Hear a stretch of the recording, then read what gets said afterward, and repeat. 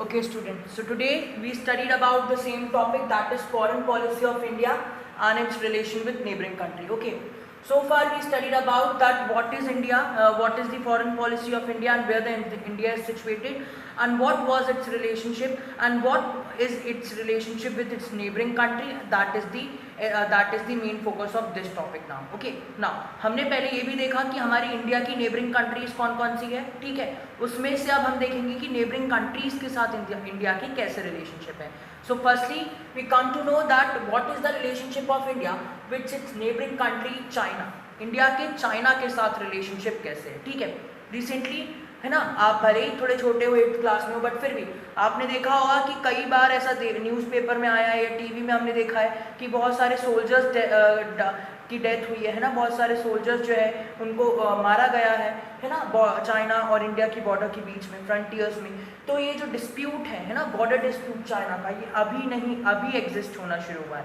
ये border dispute जो है वो आज स्टार्ट हुआ है. पहले ऐसे कोई बॉर्डर डिस्प्यूट्स नहीं थे इंडिया और चाइना के बीच में, ठीक है. अब देखो इंडिया कहाँ, चाइना कहाँ है पता है ना. चाइना कहाँ है, इंडिया के ऊपर वाली बॉर्डर में, तिब्बत वाला जो रीजन कनेक्टेड है वहाँ, ठीक है. अब देखो इंडिया चाइना के साथ हिस्टोरिकली, मतलब इंडिया का चाइना का हिस्टोरिकली, ऐतिहासिक रूप से historically they have a very good relationship. कैसे, अब देखो कैसे गुड रिलेशनशिप था कि 3rd सेंचुरी है ना, 3rd सेंचुरी अशोकन टाइम में है ना, 3rd सेंचुरी में अशोका के टेन्योर में, अशोका के रेगन में बहुत सारे बुद्धिज्म है ना, बहुत सारे इंडियन बुद्धिस्ट स्कॉलर्स जो थे वो कहाँ गए थे, चाइना, बुद्धिज्म को स्प्रेड करने, क्योंकि अशोका बुद्धिज्म को प्रमोट कर रहे थे.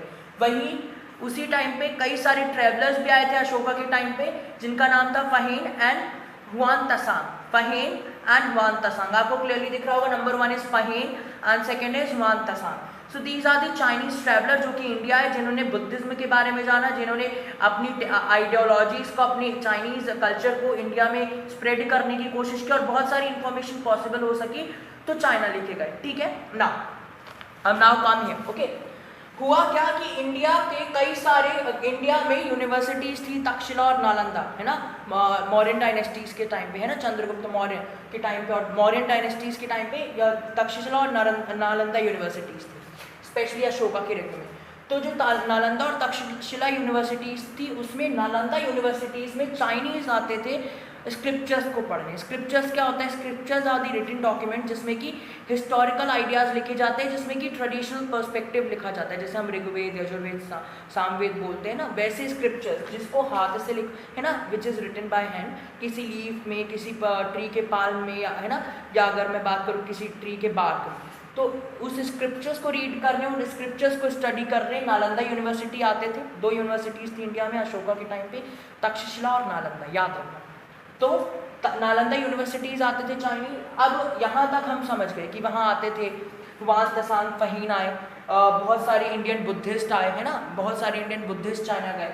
अब मॉडर्न इंडिया में आते हैं, मॉडर्न इंडिया और मॉडर्न चाइना में धीरे धीरे क्या हुआ, रिलेशनशिप अच्छा रहा. कब तक, 1949 में क्या हुआ कि चाइना में कम्युनिस्ट गवर्नमेंट आई. कम्युनिस्ट क्या होता है, communist is a form of government जिसमें क्या रहता है कि किसी को, मतलब कि जो भी प्रॉपर्टीज रहती है वो किसी एक व्यक्ति की नहीं रहती. गवर्नमेंट, कम्युनिस्ट गवर्नमेंट में क्या होता है कि प्राइवेट प्रॉपर्टी किसी की नहीं रहती. जैसे हम बोलते हैं ना कि ये हमारा घर है, ये हमारा खेत है, वो जो प्राइवेट प्रॉपर्टी है वो किसी की नहीं रहती. कम्युनिस्ट गवर्नमेंट में जो भी प्रॉपर्टीज रहती है वो गवर्नमेंट की रहती है और गवर्नमेंट लेवीट करती है या देती है, ठीक है.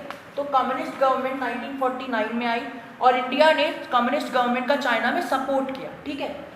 इंडिया ने सपोर्ट किया चाइना का at the same time united nation organisation की परमानेंट मेंबरशिप में. अब यूएनओ क्या है बेटा, आपको यहाँ इस वाले साइड में देखना है. ओके, यूएनओ क्या है, united nation organisation is an international organisation, एक इंटरनेशनल ऑर्गेनाइजेशन है जो सेकेंड वर्ल्ड वार के बाद बना था, ठीक है. सेकेंड, यहाँ मैं लिख दे रहा हूँ, 1939 से 1945 तक सेकेंड वर्ल्ड वार चला. सेकेंड वर्ल्ड वार के बाद एक ऑर्गेनाइजेशन बना है ना, जो जिसको कहा जाता है यूनाइटेड नेशन ऑर्गेनाइजेशन, और इसको सक्सेसर भी कहा जाता है लीग ऑफ नेशन का. लीग ऑफ नेशन क्या है, league of nation first world war के बाद बना था, एक इंटरनेशनल ऑर्गेनाइजेशन था वो भी, जो कि ये चाहता था कि वर्ल्ड वार को रोका जाए, पर रुका नहीं सेकेंड वर्ल्ड वार, जिसके कारण क्या हुआ, लीग ऑफ नेशन को बंद किया गया यूनाइटेड नेशन ऑर्गेनाइजेशन बनाया गया, कई सारे नेशंस ने मिलकर यूएनओ को बनाया, और यूएनओ के 5 परमानेंट मेंबर्स है, उनमें से एक परमानेंट मेंबर है क्या, चाइना, और इंडिया ने चाइना का उस समय सपोर्ट किया था परमानेंट मेंबरशिप के लिए, किसका, चाइना का। ठीक है, अब 1954 में अच्छे रिलेशनशिप चल ही रहे थे।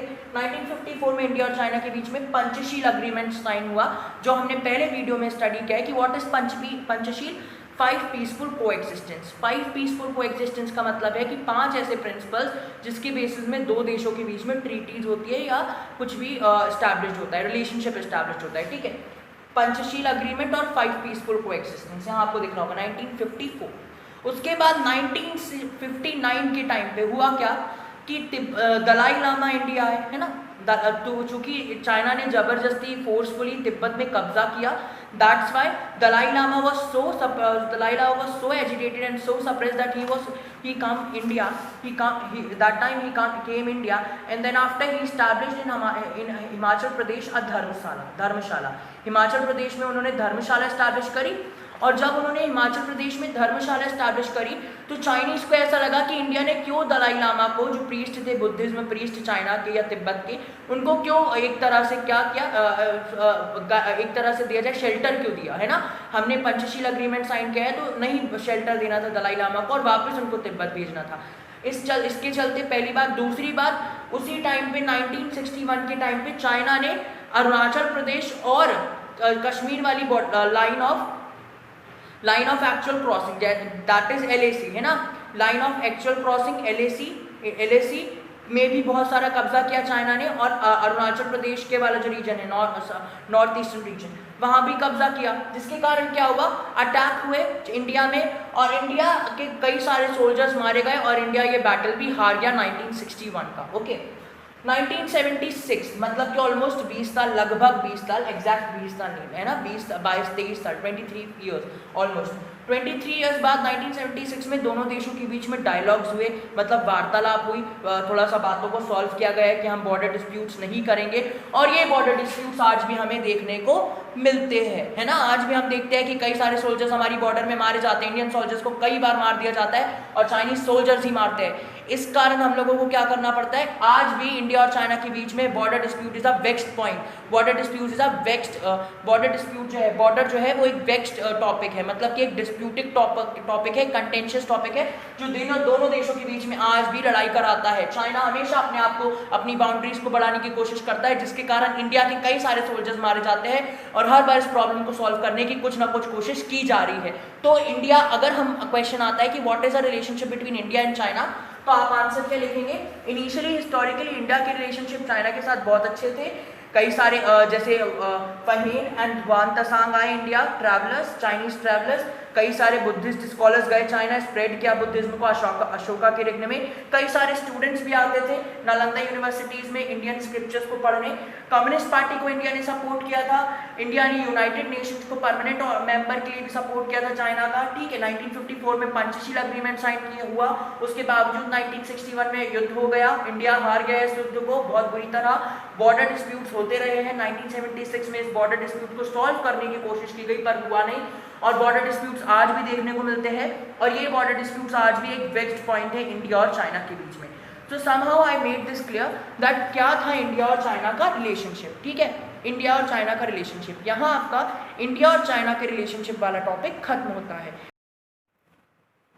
So our next topic is that what is the relationship of India with its neighboring country Nepal. Okay, देखिए इंडिया का उसकी नेबरिंग कंट्री नेपाल के साथ कैसा रिलेशनशिप है, अभी हमारा नेक्स्ट टॉपिक है। ओके, आपको ये दिख रहा होगा, यहाँ मैंने इंडिया के ऊपर नेपाल लिखा है, बट ये जो ब्लू कलर का आपको दिख रहा है, कलरफुल है ना, ये जो मैंने ड्रॉ किया है ब्लू कलर का चौक से, दिस इज योर नेपाल, है ना, ये जो है ये नेपाल है ना। उसके पीछे उस चाइना आपको दिखा नहीं पाया था, तो मैं यहाँ भी आपको दिखा रहा हूँ कि तिब्बत का रीजन जो चाइना के अंदर आता है वो कनेक्टेड है इंडिया से। ठीक है, तो ये चाइना है, तो नेपाल जो है वो नेबरिंग कंट्री, और ऐसे जैसे आपको दिख रही है बॉर्डर में, ये जो बॉर्डर दिख रही है, ये जो बॉर्डर ही क्या है, कनेक्टेड है किस बॉर्डर से, उत्तर प्रदेश स्टेट की बॉर्डर से इंडिया की। ठीक है, तो इंडिया के नॉर्थ में सिचुएटेड है नेपाल, जो कि उत्तर प्रदेश बॉर्डर से कनेक्टेड है, बिल्कुल यहाँ मेंशन है। ठीक है, अब देखो नेपाल जो एक नेशन था वो कौन सा नेशन था, हिंदू नेशन था, है ना, हिंदू नेशन था नेपाल।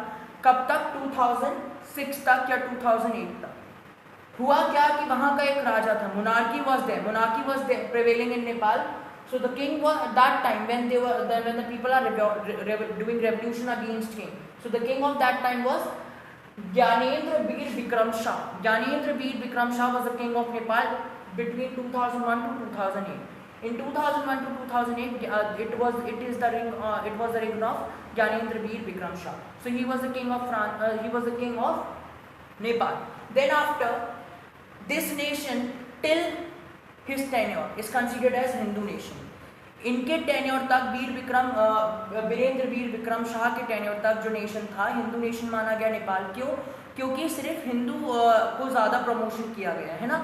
जैसे ही मोनार्की ओवरथ्रोन हुई नेपाल की, ठीक है, यहाँ आपको दिख रहा होगा है ना, इस तरफ का मैं अभी समझा रहा हूँ तो इसलिए इस तरफ खड़ा है ना, हिंदू नेशन था। जैसे ही मोनार्की, जैसे ही राजा का शासन, पीपल ने प्रोटेस्ट किया 2006 में राजा के खिलाफ, वैसे ही हिंदू नेशन खत्म हुआ नेपाल। और अब क्या हुआ? डेमोक्रेसी स्टैब्लिश हुई, हर तरह के राइट्स को, हर तरह के रिलीजन को क्या प्रमोट किया गया। इतना आपको क्लियर है? ठीक है, अब आते हैं नेक्स्ट। जैसे ही ये रेवोल्यूशन हुआ तो रेवोल्यूशन हुआ, ठीक है, इतना हमने समझा। अब इस रेवोल्यूशन के बाद क्या हुआ ये बाद में देखेंगे, है ना। ऐसा भी माना जाता है कि नेपाल जो है वो नेटिव लैंड है, मतलब माँ सीता का और गौतम बुद्ध का जन्म स्थान है, ठीक है, पहली बात। अब मतलब उनका देश है जहाँ उन्होंने जन्म लिया था, ठीक है। अब पॉलिटिकल एंड इकोनॉमिक रिलेशन जो है वो नेपाल के बहुत अच्छे हैं, है ना। पॉलिटिकल और इकोनॉमिक रिलेशन क्या होता है? पॉलिटिकल रिलेशनशिप मतलब कि दोनों देशों में कभी युद्ध नहीं होते। इकोनॉमिक रिलेशनशिप मतलब कि आर्थिक मदद दोनों एक दूसरे को देते रहते हैं, है ना। नेपाल और इंडिया दोनों एक दूसरे को आर्थिक मदद देते रहते हैं। यहाँ मैं आपको इंडिया लिख देता हूँ, otherwise you will get confuse, okay. So Nepal and India,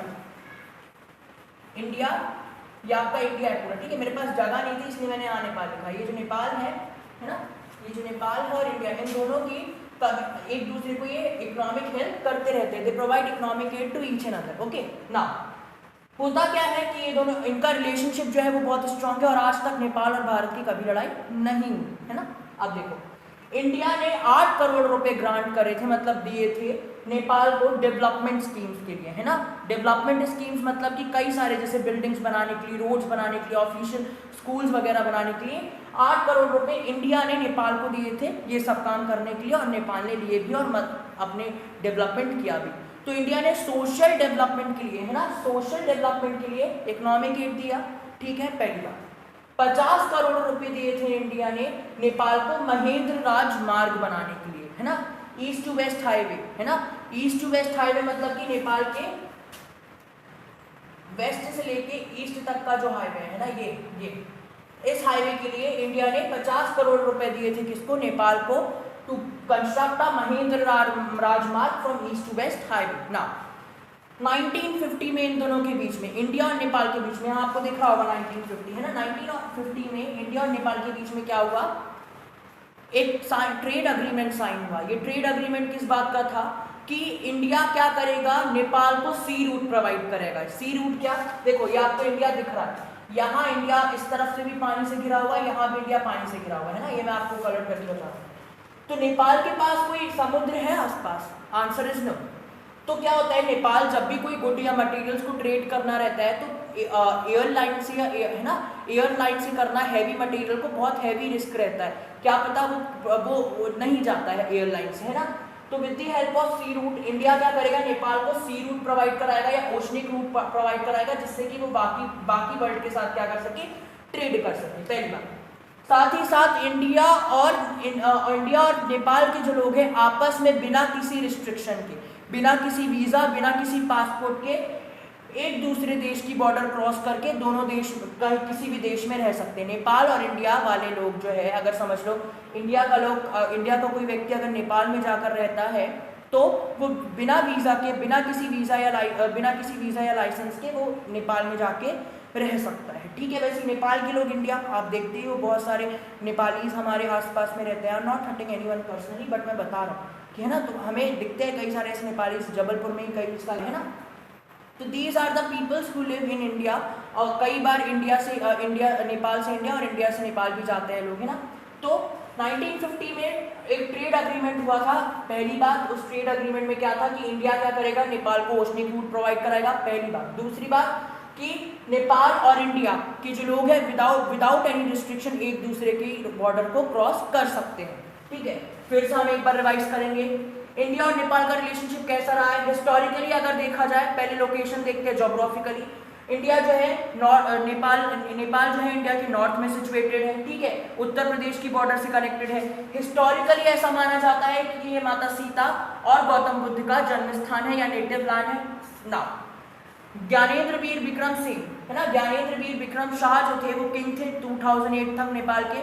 चूंकि लोगों ने उसका विद्रोह किया, नेपाल में मोनार्की को हटाने की कोशिश की, जिसके कारण मोनार्की हटी तो नेपाल जो हिंदू नेशन था वो हिंदू नेशन ना रहकर क्या बन गया, एक डेमोक्रेटिक नेशन जिसमें सभी धर्मों को अपनाया गया। ना हुआ क्या कि इंडिया के इकोनॉमिकली और पॉलिटिकली रिलेशनशिप नेपाल के साथ बहुत अच्छे। आज तक इंडिया और नेपाल के बीच में कभी लड़ाई नहीं हुई। अभी बीच में देखा जा रहा था बॉर्डर डिस्प्यूट्स होने वाले थे बट हुए, है ना। तो पॉलिटिकल और इकोनॉमिक रिलेशनशिप नेपाल और इंडिया के बहुत अच्छे हैं, strongly is quite very strong, ठीक है।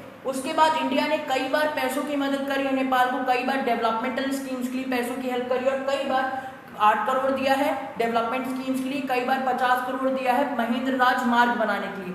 एक वीर शाह हॉस्पिटल है ना, एक आपको देखिएगा एक हॉस्पिटल है जिसका नाम है that hospital name is Bir Shah hospital, okay, that Bir hospital, BIR Bir hospital. I am writing here, wait a minute, I'll write it properly so it helps you. I am writing here so you get there is one hospital whose name is Veer hospital. इस hospital का जो outdoor patient area है उसके लिए भी India ने पैसे दिए थे, ठीक है। तो कई बार इंडिया कंस्ट्रक्शन के लिए नेपाल की मदद करता है और नेपाल भी कई बार इंडिया को गुड्स प्रोवाइड कराता है, ठीक है।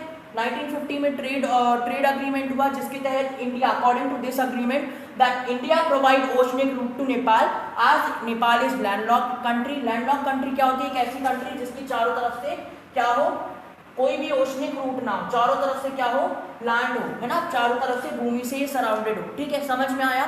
तो इतना समहाउ आपका खत्म होता है क्या, relationship of India with Nepal. So ultimately we come into a conclusion that India and Nepal has a very good relationship, they share a very friendly relationship and no disputes were taking place and no disputes were there and no disputes were and is there between India and Nepal till so far, okay. So now this topic is also completed. So now we next study in next video we study about our next topic, that is the India's relationship with Bhutan and India's relationship with Myanmar and India's relationship with Sri Lanka and the rest of the countries, okay.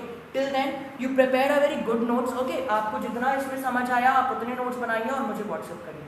Thank you.